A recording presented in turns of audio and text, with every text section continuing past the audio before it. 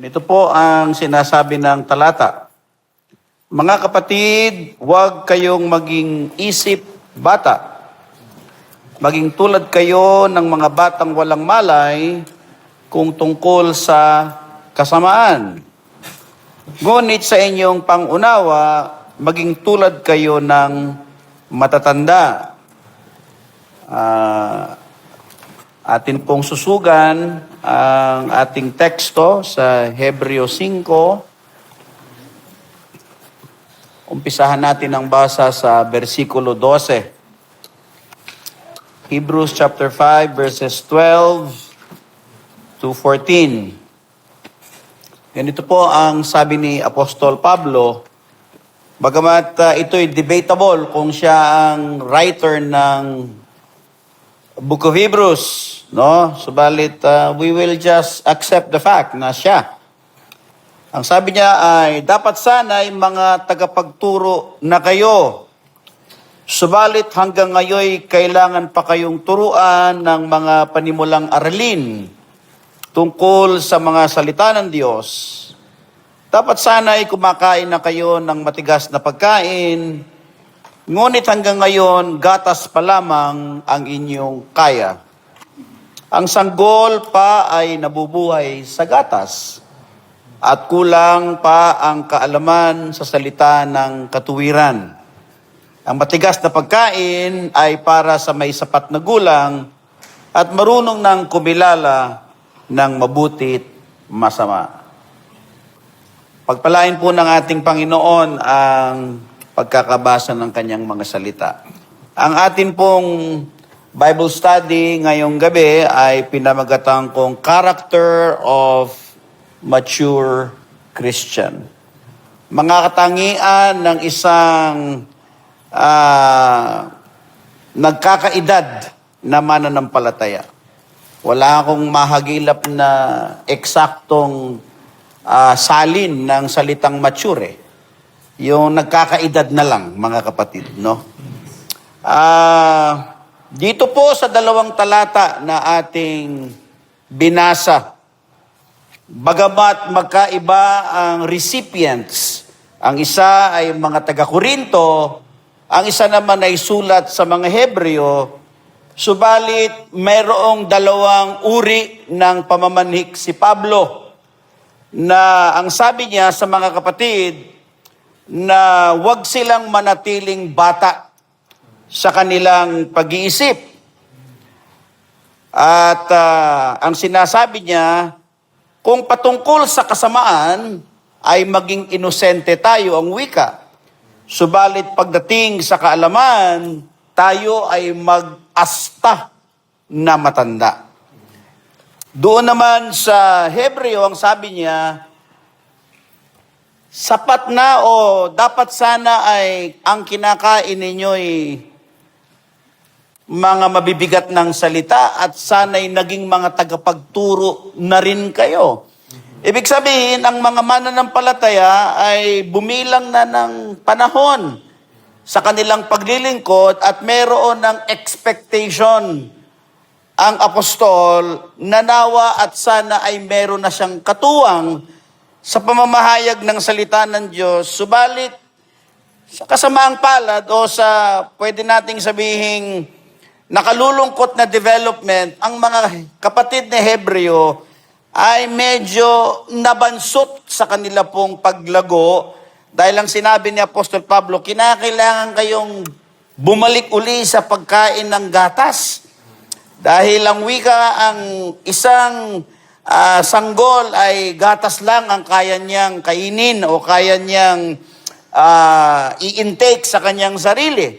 Subalit ang wika, ang matitigas na pagkain ay para lamang sa mga matatanda na meron ng kakayanang makaalam ng mabuti't masama.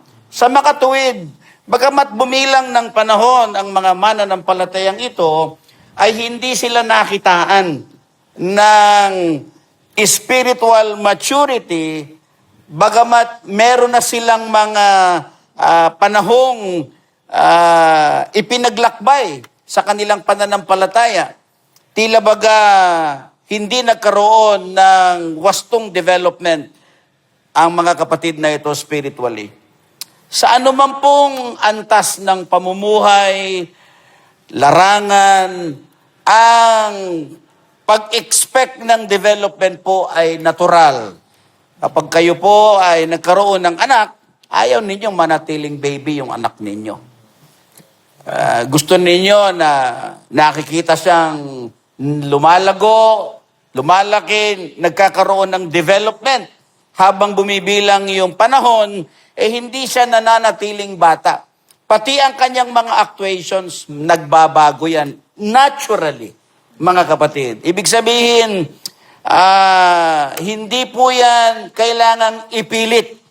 No? Even nature, sa disenyo ng katawan ng tao, mga kapatid, ay meron pong tinatawag na biological development ang human being from infancy to maturity, mga kapatid. Yan po ang natural. Ganon din naman sa edukasyon. Nag-uumpisa ang isang mag-aaral sa kindergarten. No, tinuturuan siya ng mga basic foundation ng papaano magbasa, no, ABCD, mga kapatid, ano po, paano magbilang. Yun yung mga tinatawag na foundational education na kung saan tutungtungan niya sa paglipat niya sa susunod na baitang. At hindi tinuturuan ng ABC ang grade 6. Tapos na siya dun eh. Di ba? Hindi na pwedeng turuan siya uli ng elementary.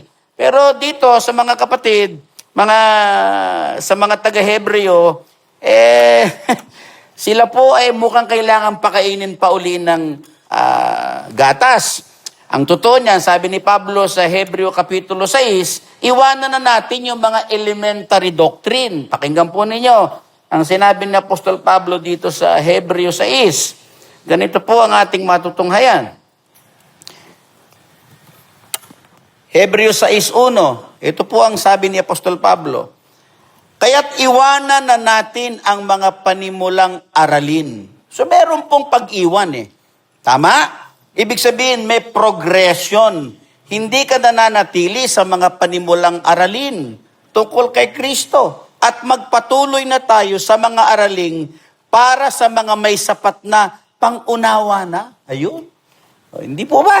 No? Ibig sabihin, meron pong tinatawag na progression.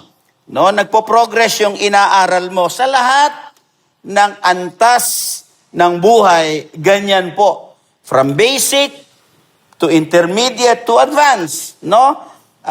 Kapag ikaw nagtatrabaho, ganun din. Di ba? Pag ikaw nag-OJT, mga kapatid, tuturuan ka ng basic, pero hindi naman sa pagdaan ng panahon, puro basic lang ang alam mo.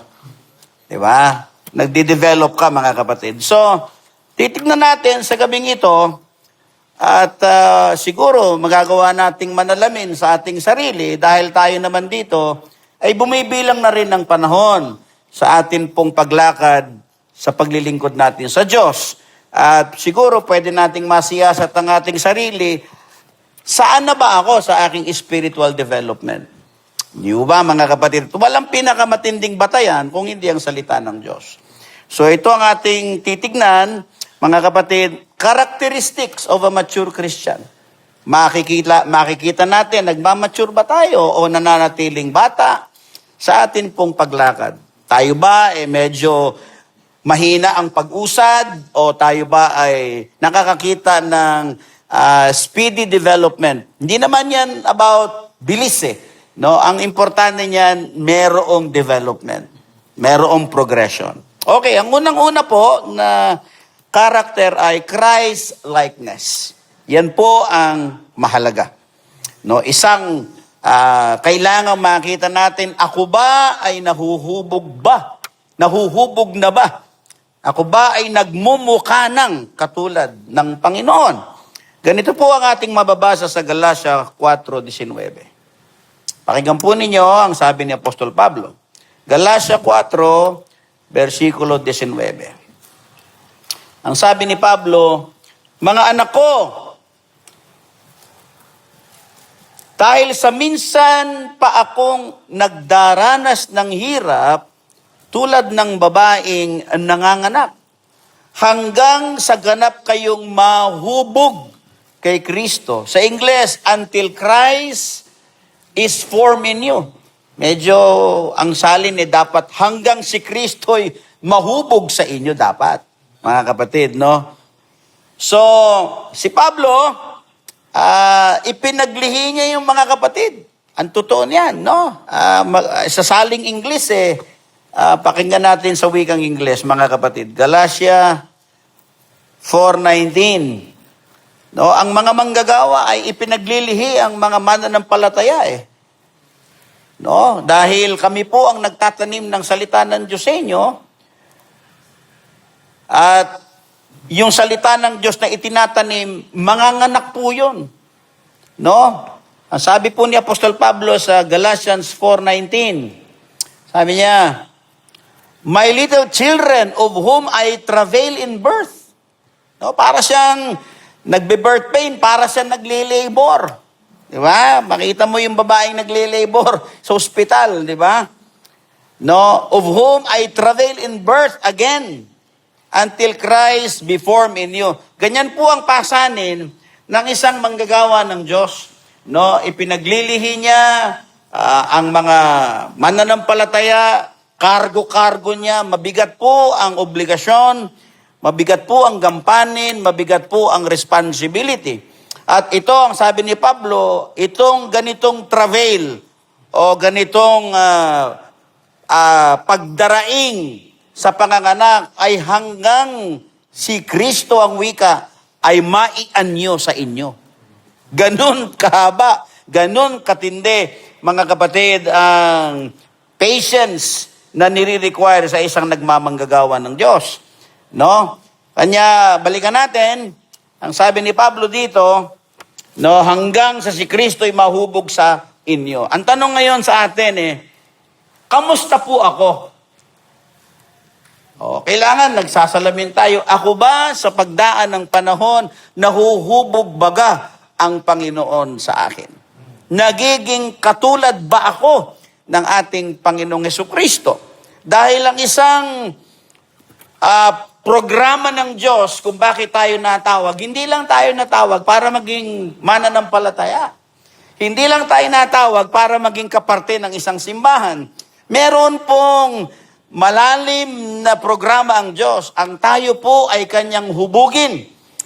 Ang ating kaluluwa, ang ating pagkatao ay maitulad sa kalagayan, karakter, pagkatao, mga kapatid, ng kanyang bugtong na anak. Yung imahe na ginawa ng Diyos sa Genesis 1:27 hanggang 28, na kung saan yun po ay nadumihan nang makapasok ang binhi ng serpente, iniligtas tayo sa pamamagitan ng dugo ni Kristo, nagkameron ng Diyos ng pagkakataon na makapanahan sa atin at hindi lang na tayo ginawang kanyang templo, ang programa ng Diyos, dalhin tayong lahat sa larawan ng kanyang bugtong na anak. Yun po ang pinakananais ng Diyos. Yung makita si Kristo sa atin, mga kapatid. Ano po? Kaya dito po sa, basahin natin sa Romans chapter 8, verse 29.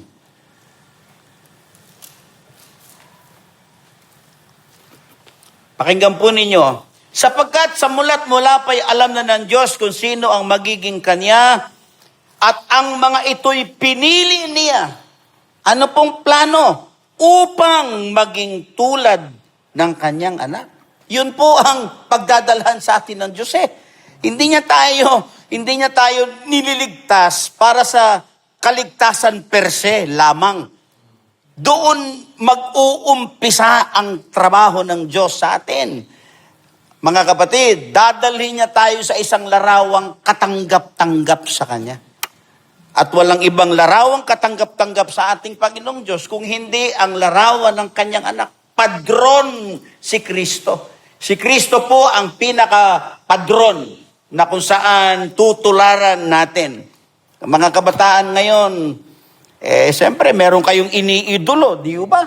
Meron kayong nilulook up to. Di ba? Meron kayong gustong maging tulad pagdating ng araw.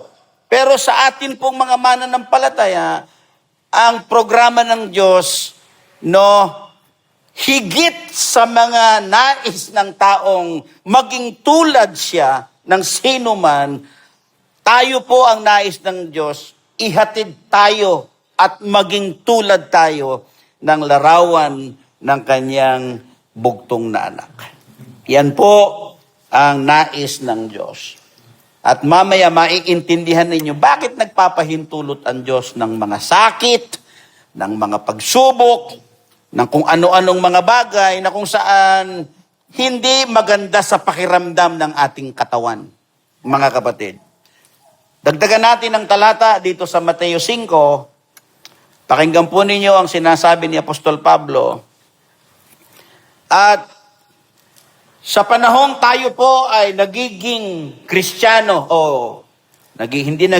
sa panahong naging Kristiyano tayong totoo, mga kapatid, at naging bahagi ng katawan ng Panginoon, ito po ang ating responsibility. Pakinggan po ninyo, sa Matthew chapter 5, verse 13 to 16, kayo ang asin ng sangkatauhan. Ano po yung asing daladala natin? Yung asin na tinutukoy dyan, hindi ikaw bilang tao lang. Ang asing daladala mo, yung larawan ni Kristo. Yan po yung asin dyan. No, hindi naman pwedeng ipang-asin yung lumang pagkatao natin. Naunawaan po ninyo. Ang asin na tinutukoy ng Panginoon Hesukristo dito, ay yung bit nating katauhan, kalagayang makalangit, mga kapatid, nahiwalay sa pag-uugali at pananaw ng nakararaming tao sa lupa. No, tayo po ay nag-i-stand out, mga kapatid, sapagkat meron tayong bit, tangan-tangang katangian na wala ang marami. Ito po ay, ang meron lang dito, ay ang mga pinuspos ng banal na Espiritu.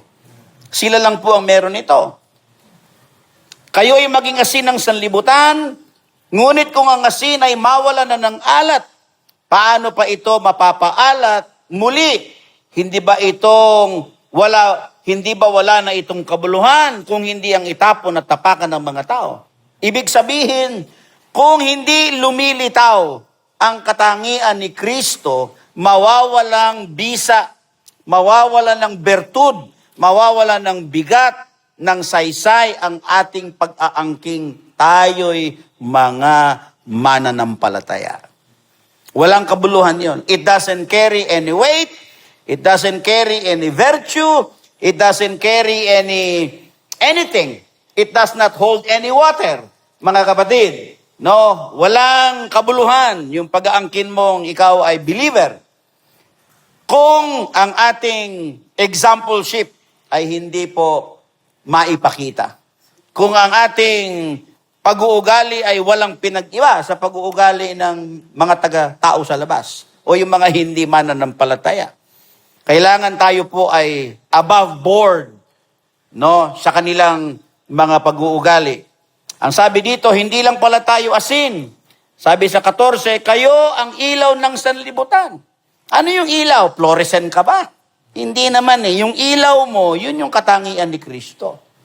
Yung asin mo, yun yung katangian ni Kristong huwag mong itago. No? Kaya ang sabi dito, ang isang lunsod na nakatayo sa ibabaw ng burol ay hindi maitatago. Katulad niyan, wala tayong ilaw. Tama? Diyan natin na-realize yung importance ng light, di ba? Tama? Pag walang ilaw, mga kapatid, you are groping in the dark. Nangangapkap ka, pwede kang matisod, pwede kang madapa, pwede kang madisgrasya. No? Kaya nga kahit sa sasakyan, importante yung ilaw. Hindi ka pwedeng bumiyahin ng walang headlight. Di ba? No? Wala din namang taong nagsisindi ng ilaw at pagkatapos ay inilalagay iyon sa ilalim ng malaking takalan. Hindi mo itinatago yung ilaw na sinisindihan mo. Sa halip, inilalagay iyon sa talagang patungan upang matanglawan ang lahat ng mga nasa bahay. Di ba? Pag naglalagay ka ng ilaw, gusto mo sa pinakamataas para it will reflect and give light to the entire house. Amen? So, paano po itinatago yung ilaw? Pag hindi nga po lumilitaw sa atin yung katangian ng Panginoon. Tayo mismo tinatakpan natin. Paano natatakpan, mga kapatid? No? Dahil kung masyadong malakas yung ating laman, mga kapatid, ay hindi po lumiliwanag yung ilaw na nandyan sa atin.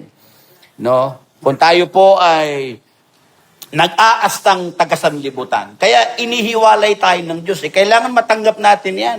Pag hindi mo matanggap yan na inihiwalay ka ng Panginoon, mga kapatid, mahihirapan kang mabuhay ng isang Kristiyano.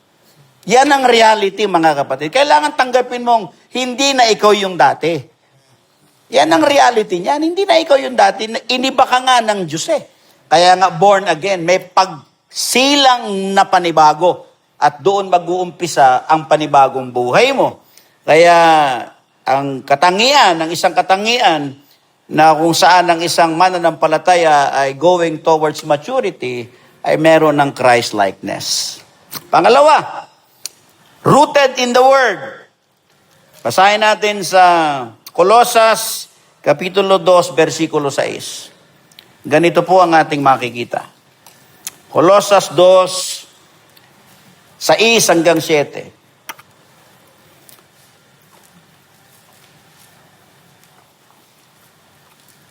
Sapagkat tinanggap na ninyo si Kristo bilang Panginoon, mamuhay kayo sa paraang karapat-dapat sa Kanya.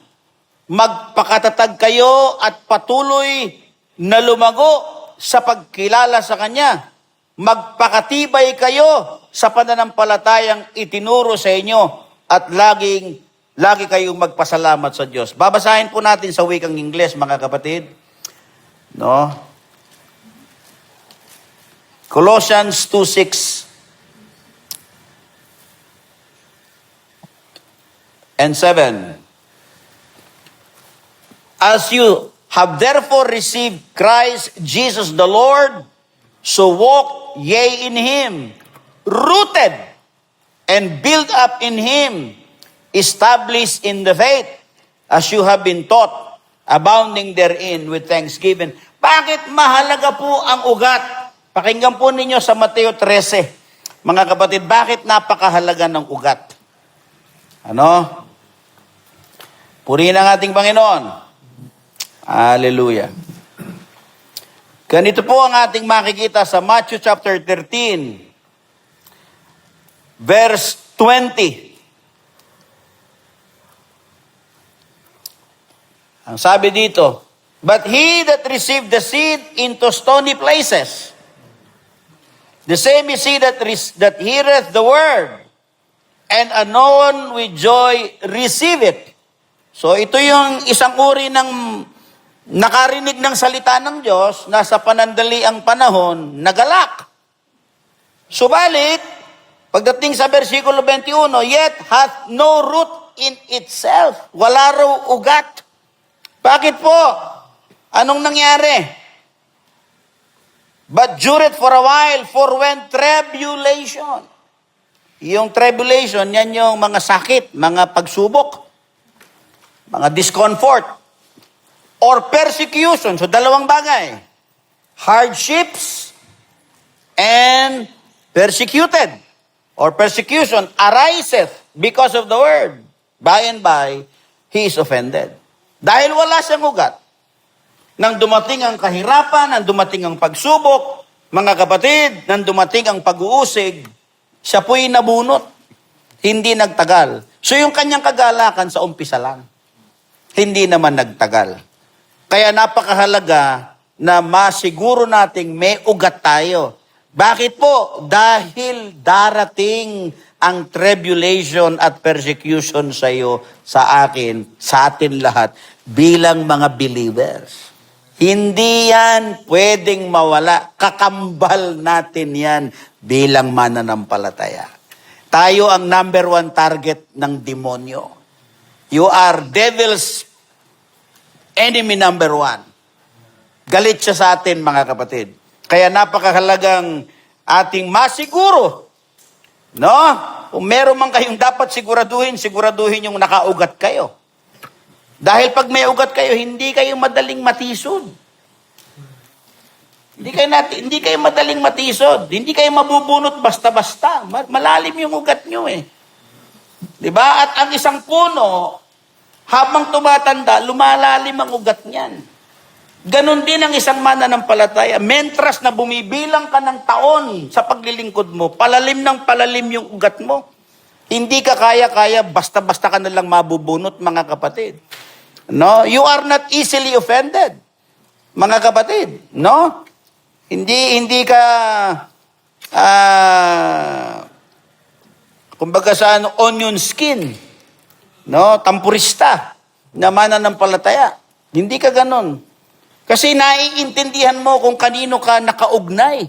Naiintindihan mo kung kanino ka naglilingkod. Naiintindihan mo bakit ka dumadalo sa pagsamba. Naiintindihan mo kung ano ang purpose ng Diyos sa buhay mo. Diba? Yun po ang mahalaga. Clear sa'yo kung ano ang relasyon mo sa Diyos. Meron kang malinaw na pag-unawa sa iyong pakikipagrelasyon sa Diyos. At bawat relationship, anumang relationship, mag-asawa, nasusubok yan eh. Di ba? Huwag nyo sabihin ang mag-asawa, hindi dumadaan ng pagsubok bilang sila mag-asawa. Kahit nga nung magkasintahan pa lang kayo susubukin kung talagang para kayo sa isa't isa.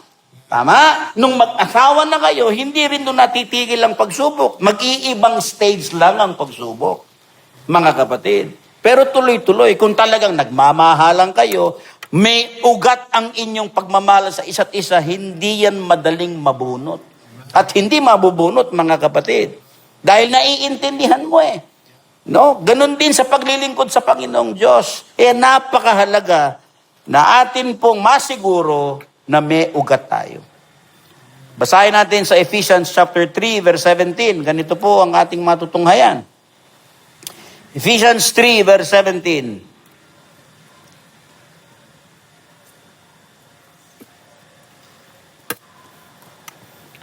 Naway manatili si Kristo sa inyong mga puso sa pamamagitan ng inyong pananalig sa Kanya. Dalangin ko na ang lahat ng inyong gawain ay nag-uugat sa pag-ibig. Hindi yan phileo love. Yan ay divine love, mga kapatid. Di ba? May ugat ka. Di ba, mga kapatid? So, hindi nakaangkla ang pananampalataya mo sa opinyon ng tao. Hindi doon. Nag-uugat ang iyong relasyon sa Diyos sa pamamagitan ng Kanyang salita. Kaya nga may kanta tayo On Christ, the solid rock I stand. All other ground is sinking sand.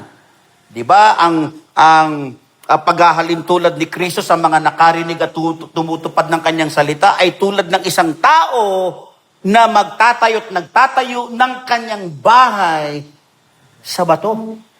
Darating ang unos, ang bagyo, ang hangin, hahampasin ang bahay na naitayo sa bato, pero mapananaigan niya ito sapagkat matibay ang muog ng kanyang pundasyon, ng kanyang pagkatayo, mga kapatid. Ganon din sa atin bilang mananampalataya. Amen po? Kailangan masiguro mo may ugat ka. Ba't ba ako nandito sa simbahan na ito? Ba't ba ako naging believer? Bakit ba ako nakikipagrelasyon sa Diyos? Ano ba ang purpose ng aking pagiging isang believer? Kailangan clear-cut yan. Maliwanag yan sa'yo, mga kapatid. Amen? Hindi yung, ba't ba ako nagkaroon ng pagsubok ngayon? Ay, hindi ka nakakaunawa pagka gano'n. Parang nabibigla ka pa na may pagsubok ka. Parang nabibigla pa tayo na meron tayong trials. Hindi po. Ang sabi ni Pedro think it not strange. Di ba? Huwag ninyong isiping isang nakabibiglang bagay na kayo'y nasusubukan. Hindi po. Ibig sabihin, pag mananampalataya ka, alam mo kung anong pinasok mo. Amen. Di ba? Alam mo kung ano itong lakad na ito. You have to know. Kaya nga sabi ni Kristo, count the cost. Tama? You have to count the cost, mga kapatid. Hallelujah. Kailangan alam mo kung ano yung babayaran mong halaga sa pagsunod sa ating Panginoon. Hindi yung at the middle of this journey, bigla kang nagkamali ata ako. O in the beginning, hindi mo naiintindihan. Tama? Kaya nga hindi pwedeng sumasama-sama ka lang. You can never be a tag-along believer or a borderline believer. You have to know. You have to be rooted and grounded. Because ang isang mananampalatayang rooted or grounded, ang isang makikita nyo sa kanya, hindi yan tampurista, hindi yan tisurin. Hindi mo yan matitisod, mga kapatid. Amen? Matatag yan kasi nakaangkla yan sa salita ng Panginoon. Tatawa lang yan. Hindi ko sinasabing hindi siya masasaktan, pero kaya niyang pagpagin. Parang Cacklebur. Yung mga kumakapit sa pantalon natin pag lumalakad tayo, di ba, dun sa may mga makapit. Di ba? Ganon. Napapagpag mo, mga kapatid. Ibig sabihin, pwede kang masaktan, pero hindi ka nananatiling nasasaktan. Pwede kang ma-offend, pero hindi ka nananatiling offended. Pwede kang daanan ng panghihina, pero hindi ka laging mahina. Di ba? Naunawaan po ninyo. Dahil grounded ka nga sa salita ng ating Panginoong Diyos. Ano po? Ano pa? Pangatlo, ang isang mature Christian, meron siyang bunga ng Espiritu. Hindi yan pinipilit. Natural yang lilitaw. Kung ikaw ay napuspos ng Espiritu ng Diyos. Pakinggan po ninyo ang sinabi ni Pablo sa Galatia Kapitulo 5.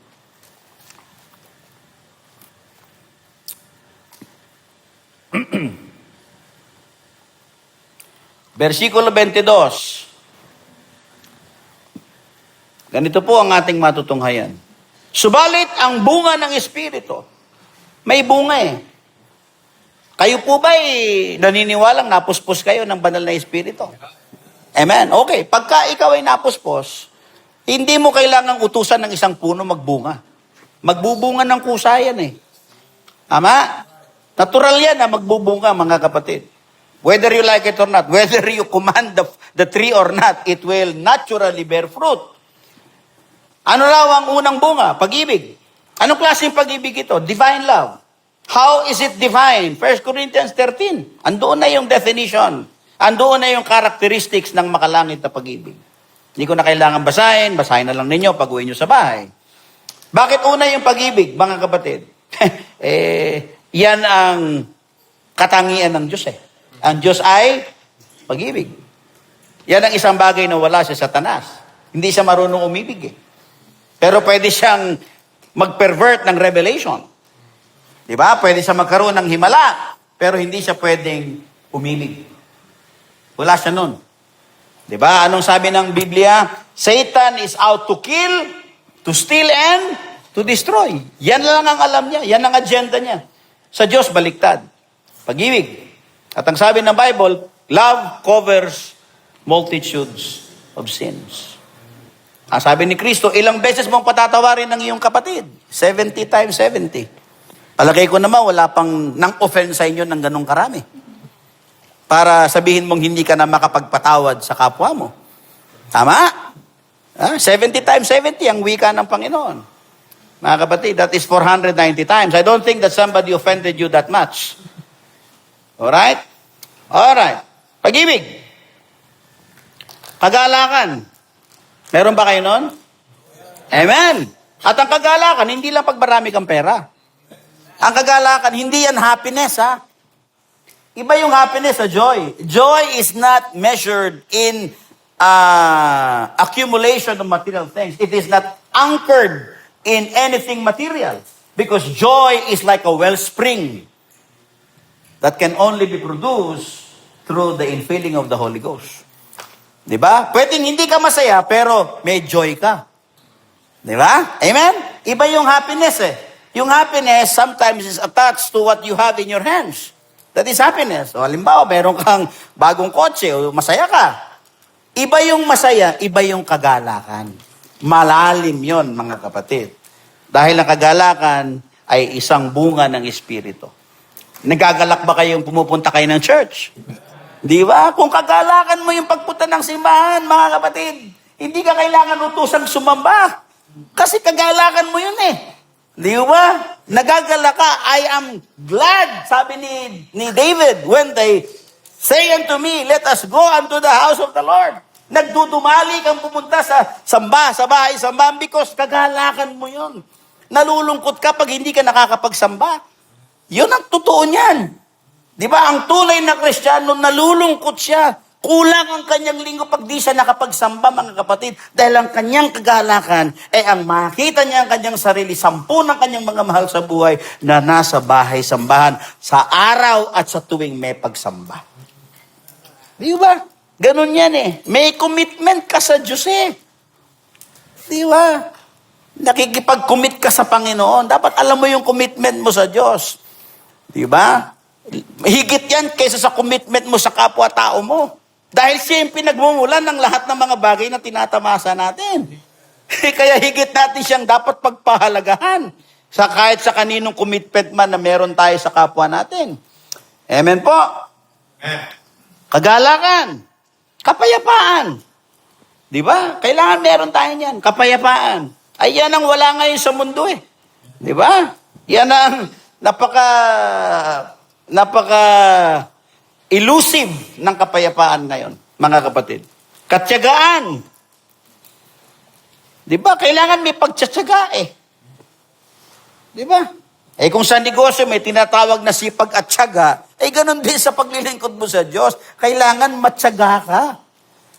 Di ba? Nagtsatsaga ka dahil may bunga yan pag nagtsaga ka. Lahat ng pagtsatsaga, merong bungang idudulot sa dulo. Pag hindi ka marunong magtsaga, wala kang aanihin eh. Pagtsatsaga, kabaitan, kabutihan, katapatan, kahinahunan, at pagpipigil sa sarili. Walang batas laban sa mga ito. Siyam na bunga ng banal na espiritu, mga kapatid. No, kaya ang isang mananampalataya, dapat meron yan. Dapat tinitignan niya yung sarili niya, meron ba ako nito? O I am just claiming to be. Do I have it? Kaya nga may tinatawag na pagsubok dahil it will test you kung meron ka talaga. Diba? Amen po? Ganun po ang purpose ng ating Panginoong Diyos. No, kaya kung ikaw ay nag-aangking mananampalataya ka, pero absent naman sa iyo yung fruit of the Spirit, nag-aangking kang may revelation ka, pero hindi naman makita sa iyo itong bunga ng Espiritu Santo, eh wala din. Kahilig mo makipag-away, di ba? Matatapakan yung asin eh. Natatakpan yung ilaw, mga kapatid. Can we say amen? Fruit of the Spirit. Importante yan, mga kapatid. Ano ba? Pang-apat, active service. Basahin natin sa unang Korinto 15, versikulo 58. Ganito po ang ating matutunghayan. 1 Corinthians 15, verse 58. Kaya nga, minamahal kong kapatid, magpakatatag kayo at huwag madinag. Maging masipag kayo sa paglilingkod sa Panginoon. Nagsisipag ba yung marami ngayon? Mukhang hindi eh. Amen po? Mukhang hindi nagsisipag. Maging masipag kayo sa paglilingkod sa Panginoon. So, ang paglilingkod pala sa Panginoon, merong kaakibat na kasipagan. Hindi ba? Hindi ka pwedeng lazy Christian. Kailangan masipag ka. Mga kapatid, yung kanina naman, pagtsatsaga. Ito naman, pagsisipag. Hallelujah. Amen?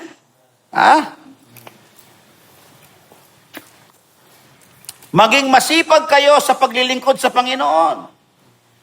Dahil alam ninyong hindi masasayang ang inyong paghihirap para sa Kanya.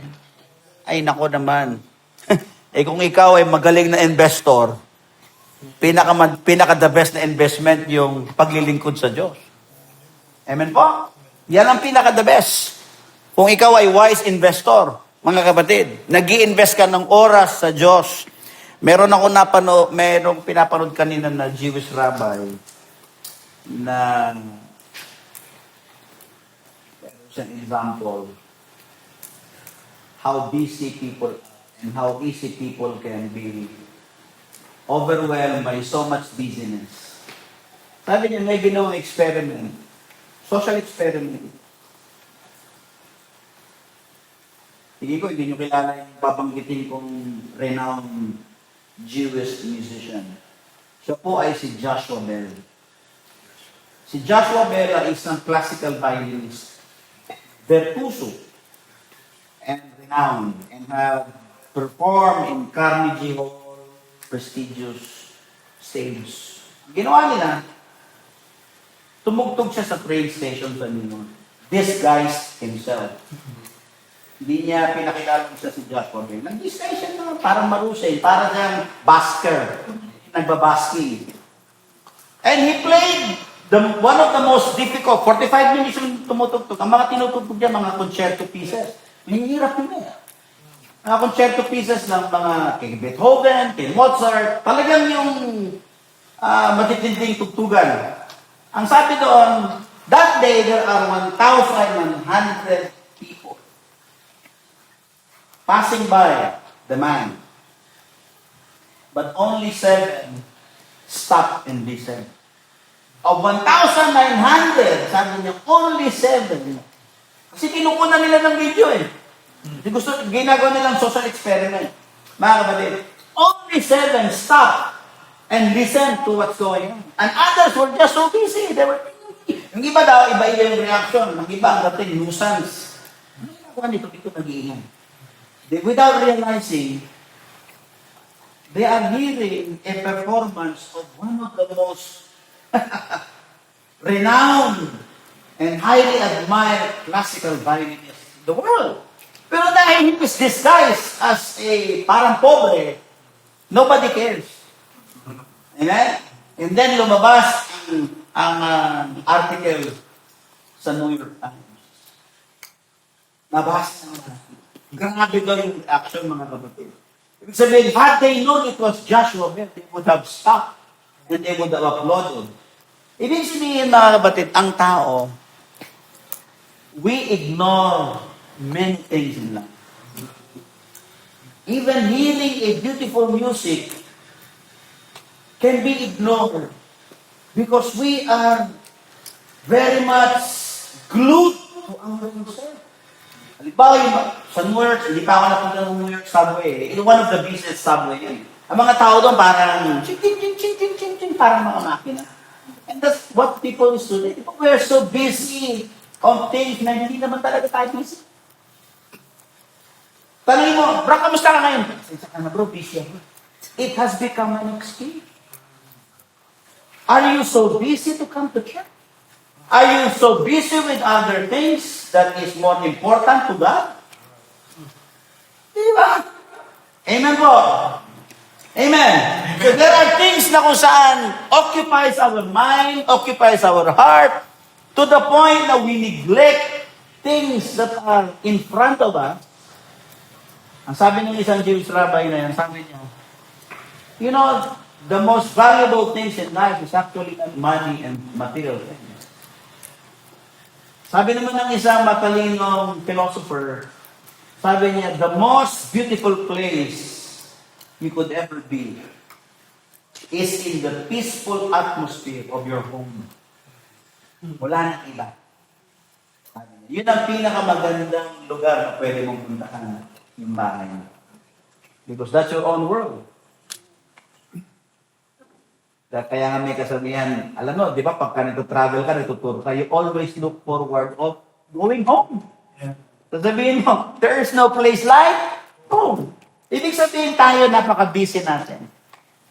We are so busy with so many things. Ang problema natin, hindi tayo marunong mag-appropriate ng oras natin. Yan ang totoo yan. Hindi tayo marunong mag-alat ng mga oras natin. Basag-basag ang mga oras. Hindi natin alam our time is misappropriated. That's the right word. Misappropriated. Wala tayong oras sa panalangin. Wala tayong oras magbasa ng salita ng Diyos. Tama? Amen? Our minds are overwhelmed by cares of this world. Wala tayong oras sa midweek service. Kaya nga, pag nakikita ko si brother he is shaming many of our people that just live within Angeles area. Di ba? Kahiya-hiya yun sa mga dito lang sa Angeles. Pero yung kapatid natin, bumabiyahe ng malayo. For what? For a few hours of worship. Di ba? Pero bakit mo ginagawa yun? Because you know it is valuable. Di ba? Alam mo na mahalaga, kaya nga may sinasabi si Kristo, huwag mong ibigay ang perlas sa baboy. Tama? Ibig sabihin, kung ikaw ba, halimbawa meron kang alahas na pagkamahal-mahal, ibibigay mo kung kani-kanino? Hindi po. At hindi mo yan ilalagay kung saan-saan. Tama?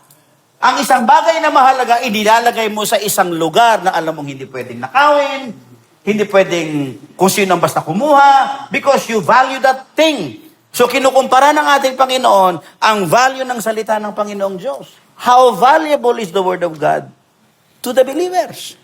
Because if the Word of God is really valuable to you, hindi pwedeng hindi ka makapunta. Ay sabihin mo, busy ka, you will allot a time. May church ngayon, Wednesday ngayon, eto muna ang pwede kong i-allot sa aking trabaho ngayon. Tama? Uunahin ko ang Panginoon. Dahil ito hindi pa nanakot ito. Dahil kayang kunin ng Diyos sa ibang paraan yung perang gusto nating ilagay sa kaban ng yaman natin.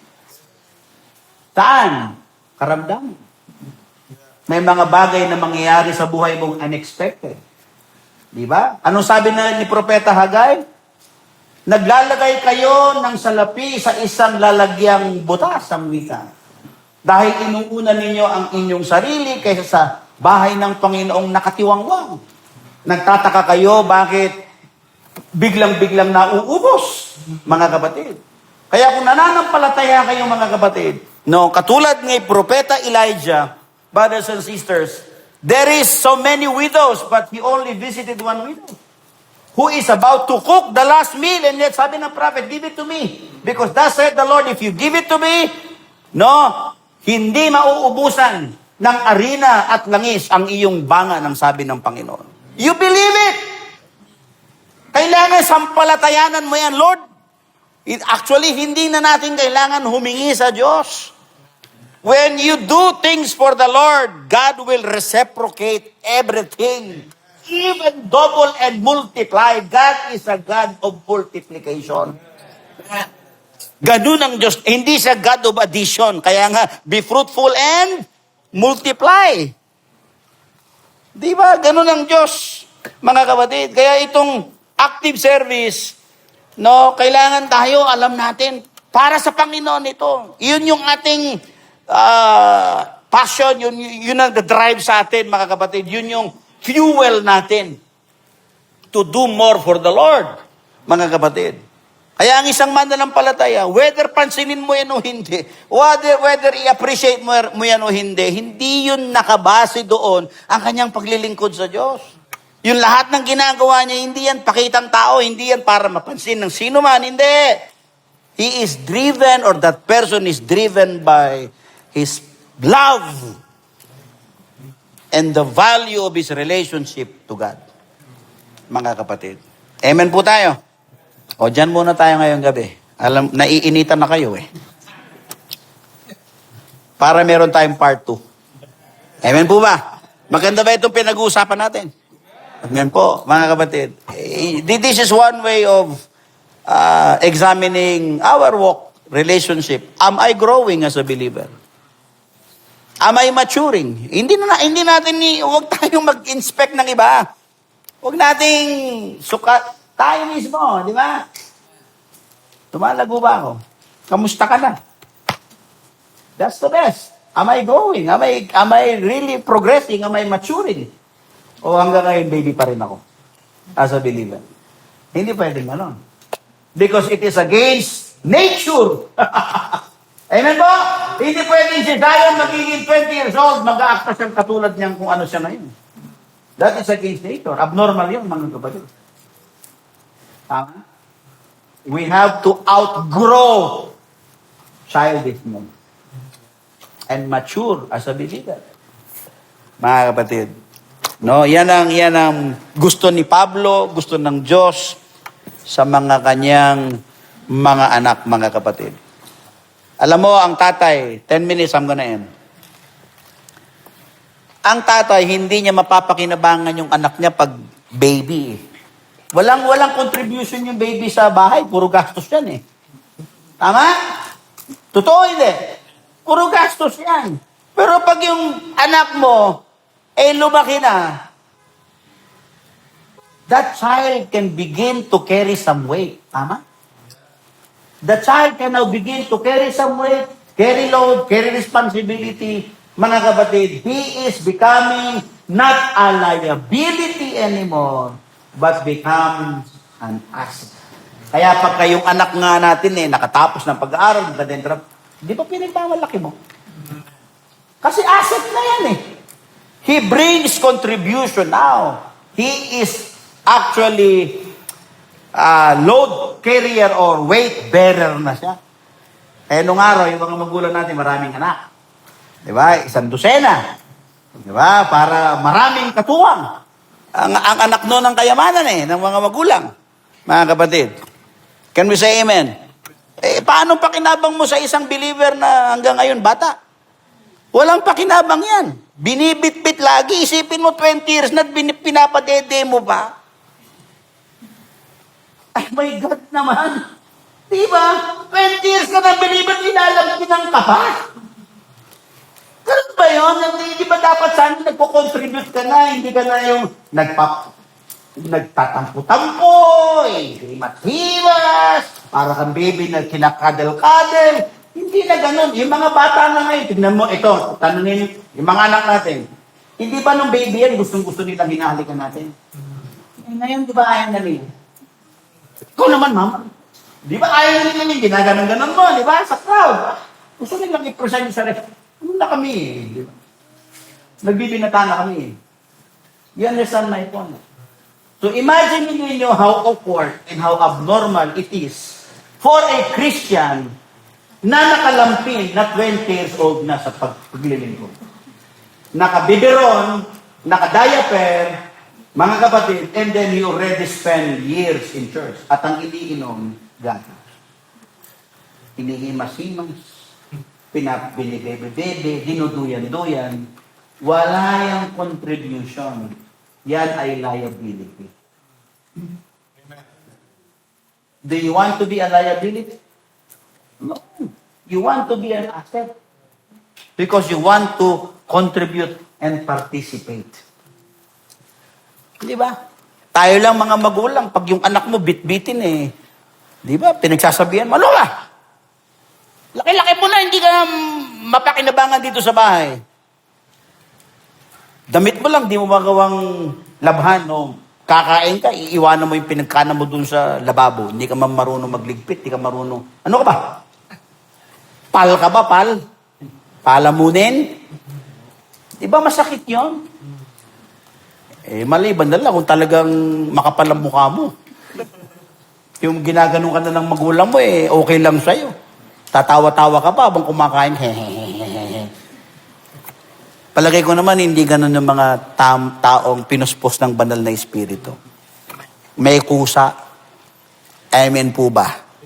Diba? Ganon din yan sa paglilingkod sa Diyos. God wants to use us. Naniwala kayong gusto tayong gamitin ng Diyos? Of course. Maliwanag ang utos ng Panginoon. Go and preach the gospel. Meron tayong obligasyon.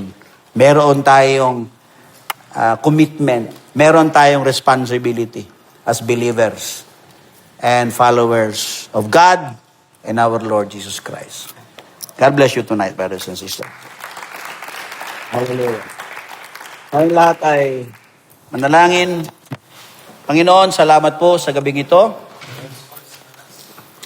Ikaw po ay pinupuri namin, sinasamba, dinadakila, at nagpapasalamat sa iyo pong biyayang amin pong patuloy na nararanasan sa aming buhay. Panginoon, nawa ay kami mismo ay magawa naming siyasatin ang aming mga sarili. Kung kami nga ba ay lumalago, kami nga ba ay nagmamature, kami ba ay kapaki-pakinabang na sa iyong kaharian. Oo, kami pa hanggang ngayon ay binibitbit at nananatiling sanggol. Hari nawa hindi kami maging ganun. Nawa kami ay maging malago at kapaki-pakinabang at nakikipasan sa mga pasanin at responsibility ng iglesia. Sapagkat nais mo kaming gamitin at ang lahat ng aming mga pagpapagal ay hindi mawawalan ng kabuluhan. Sapagkat you are a rewarder, nagbibigay ganti kayo, naggagantimpala kayo sa inyo'y matapat na naglilingkod, Panginoon. Hindi man kami kailangan ng humingi, Lord, ang pagsunod namin at pagtalima sa iyong mga tuntunin ay magti-trigger ng mga biyaya sa buhay namin. Yan ang sinabi po ng iyong salita, na kapag kami ay naging masunuring mga anak, ito ang resulta at katapat ng aming pagiging masunurin. Saan man kami naroon, merong kang nakaantay na pagpapala para sa iyong bayan. Salamat po sa gabi ito, salamat sa pagsisikap ng bawat isa, at naway marami pa po, katukin po ninyo ang inyong mga anak, Panginoon. Naway magawa nilang pagpahalagahan ng ganitong mga pagtitipon. Hindi po ito sayang, ito'y kapaki-pakinabang sa amin lahat. Hayaan mong kami ay uuwi sa aming mga tahanang payapa at bitbit ang iyong mga pagpapalang espiritual. Sapagkat ito ang aming dalangin sa pangalan ng iyong anak, si Kristo Jesus na aming dakilang tagapagligtas. Amen. Magandang gabi po sa inyong lahat, mga kapatid.